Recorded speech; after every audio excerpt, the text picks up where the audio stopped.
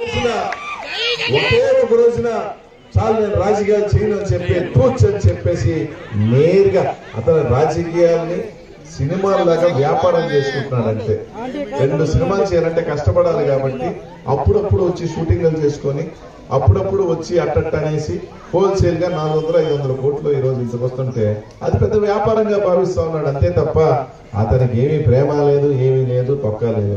ముఖ్యమంత్రి కావాలనుకున్నాడు ఎవడైనా 40-50 సీట్లైనా తీసుకుంటాడు. కనీసం 24 సీట్లు, 24 కనీసం.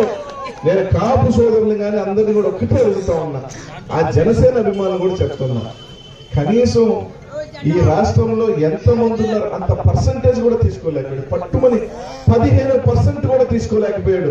13.5% తీసుకున్నాడు 100%లో. ఆ పరిస్థితిలో ఆయన ఉండి జగన్మోహన్ రెడ్డి తుక్కుతా అటు చెప్తా 24 జూన్ వస్తుందో ఎన్నికల బాక్సులు ఎప్పుడు ఓపెన్ అవుతాయో, మేము ఓపెన్ అవుతాం, జూన్ ఓపెన్ అవుతాం, ఓపెన్ చేసేటానికి 7 ఓట్లు.